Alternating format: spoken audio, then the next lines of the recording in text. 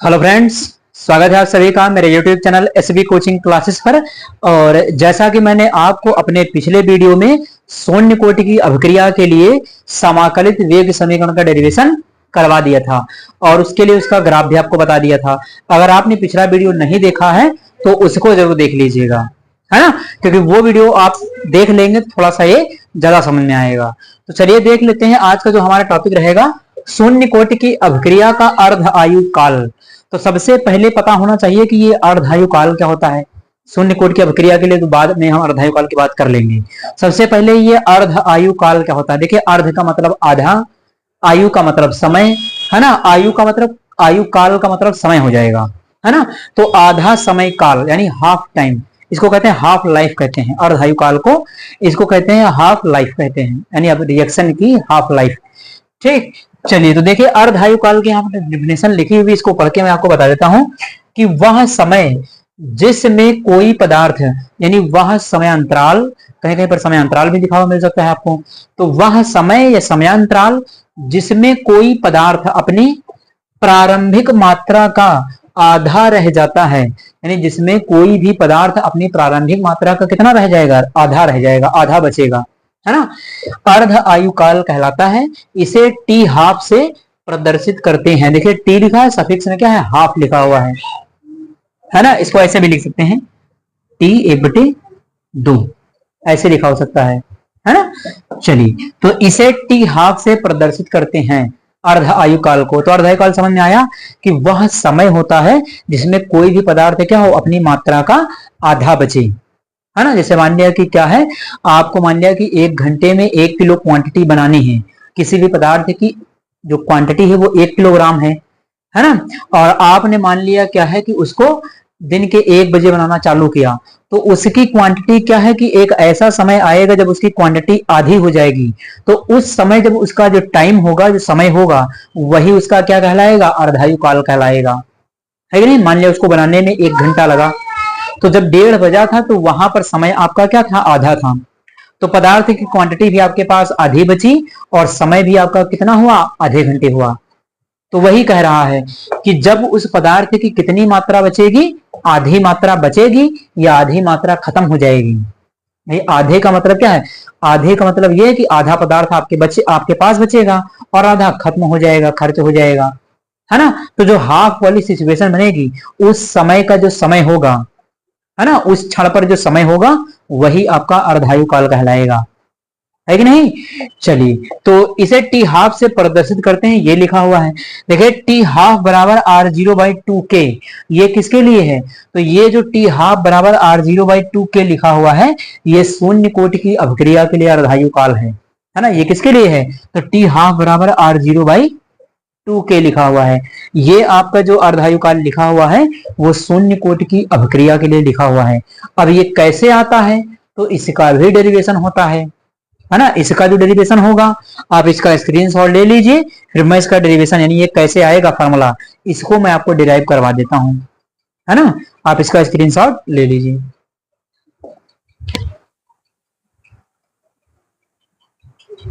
चलिए यहां पर देखिए लिखा हुआ है कि आपसे क्वेश्चन देखिए ये कैसे पूछा जाता है, जो मैंने अभी आपको बताया इस परिभाषा में।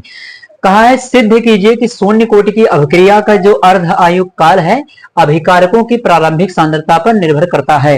यानी यहां पर कहा गया है कि जो शून्य कोटि की अभिक्रिया का अर्ध आयु काल है वो अभिकारकों की प्रारंभिक सांद्रता पर निर्भर करता है। ये सिद्ध करना है आपको, है ना। देखिए यही लिखा हुआ है कि शून्य कोटि की अभिक्रिया का जो अर्धायु काल है वो अभिकारकों की प्रारंभिक सांद्रता पर निर्भर करता है। तो ये बात आपको डेरिवेशन करके बतानी होगी। इसका डेरिवेशन कैसे किया जाएगा, अब ये कैसे किया जाएगा, तो इसको करने के लिए हमें ये करना होगा, अभी जो मैंने आपको कल वीडियो में डेरिवेशन करवाया था शून्य कोटि की अभिक्रिया की समाकलित वेग समीकरण का, उस समाकलित वेग समीकरण का यूज करना होगा, है ना। तो बिल्कुल ध्यान से समझिएगा कैसे इसको करना है ना। तो चलिए यहां पर सॉल्यूशन में लिखता हूं और आपको बताता हूं।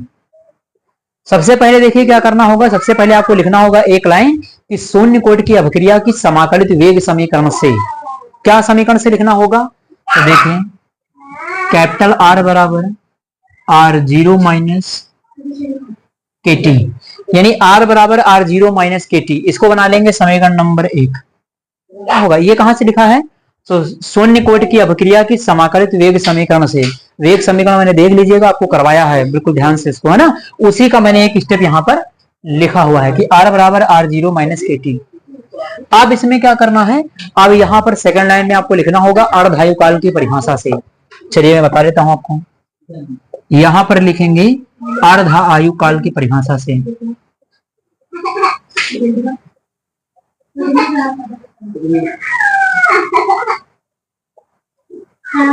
है ना। चलिए, तो यहां पर मैंने लिख दिया कि अर्ध आयु काल की परिभाषा से।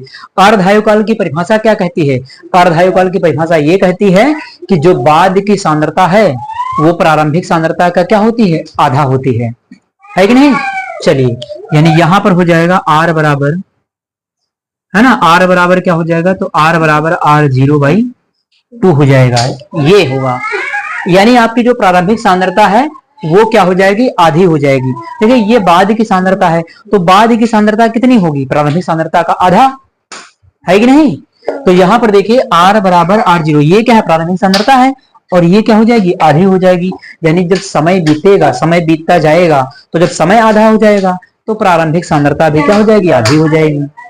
आपके पास 1 किलो चावल थे बनाने के लिए, है ना, 1 किलो चावल थे बनाने के लिए, अब उसमें से क्या किया कि आपने आधा किलो चावल जो है बना लिया, तो आपके पास कितना बचेगा बाद में, तो बाद में बचेगा जो 1 किलो चावल था उसका कितना बचेगा, आधा किलो, यानी 500 ग्राम, है कि नहीं। उसको संख्या में अगर लिखना होगा तो कैसे लिखेंगे, तो उसको लिख लेंगे कि जो है आप मान लिया यहाँ पर प्रारंभिक सांद्रता में कुछ भी कोई पदार्थ था उसके बाई में 2 लिख दीजिए, वो कितना हो जाएगा, आधा हो जाएगा, है कि नहीं।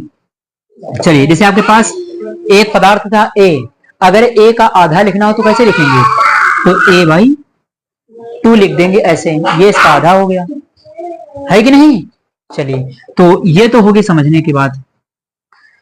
तो यहां पर क्या है कि r बराबर r0/2, प्रारंभिक सांद्रता क्या है, यहाँ प्रारंभिक सांद्रता आधी है ना। उसके बाद देखिएगा, अब ये तो सांद्रता हो गई आधी, समय भी कितना होगा, आधा होगा, तो यहां पर t बराबर कितना हो जाएगा, t हाफ हो जाएगा। देखिए सांद्रता आधी हो जाएगी, समय भी कितना हो जाएगा, आधा।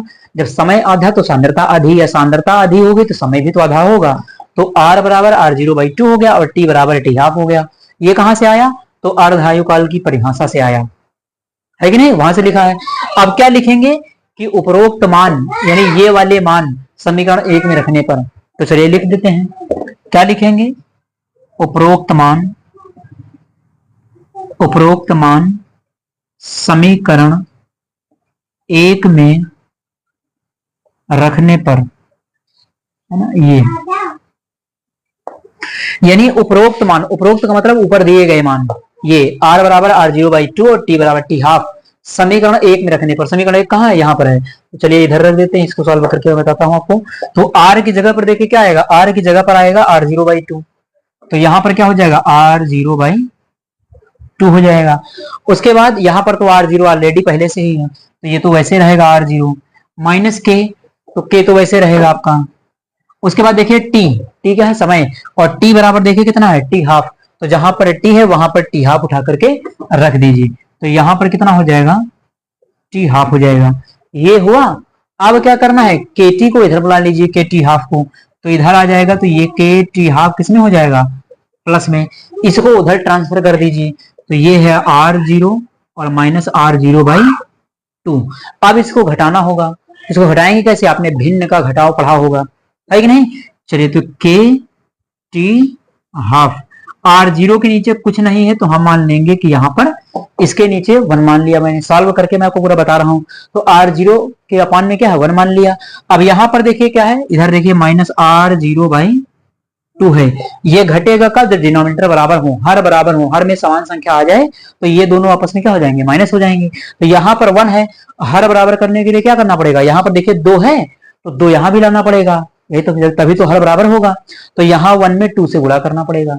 तो चलिए यहाँ पर 1 में 2 से गुणा कर देते हैं, और जिससे नीचे गुणा उसी से ऊपर भी गुणा होता है, तो यहाँ भी क्या हो जाएगा, 2 से गुणा हो जाएगा। तो देखिए क्या बनेगा, के टी हाफ बराबर 2r0/2 और r0/2, इतना समझ में आया। 2 से गुणा किया तो 2r0 हो गया अपॉन 2। अब ये देखिए इसका हर क्या है, बराबर हो गया, अब घट जाएगा ये।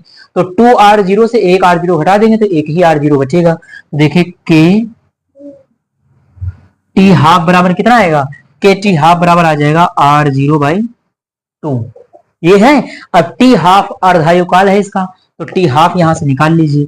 देखिए इधर क्या बनेगा, के टी हाफ, देखिए केवल टी हाफ निकालना है तो टी हाफ बराबर लिख देंगे इधर, कितना हो जाएगा r0/2k। ये देखिए डेरिवेशन मैंने आपको इसका फार्मूला बताया था जब इसकी परिभाषा बताया था। देखिए टी हाफ बराबर r0/2k। तो इसमें आपको क्या मिल जाएगा कि ये क्वेश्चन आपसे इसी तरीके से पूछा जाएगा कि सिद्ध कीजिए कि, ये क्वेश्चन कैसे पूछा जाएगा, ये क्वेश्चन आपसे पूछा जाएगा कि सिद्ध कीजिए कि शून्य कोटि की अभिक्रिया का जो अर्ध आयु काल है अभिकारकों की प्रारंभिक सांद्रता पर निर्भर करता है। ये सिद्ध करके दिखाइए कि टी हाफ बराबर r0/2k। ऊपर देखिए सांद्रता का पद क्या है, r0 आया है, r0 क्या है, प्रारंभिक सांद्रता।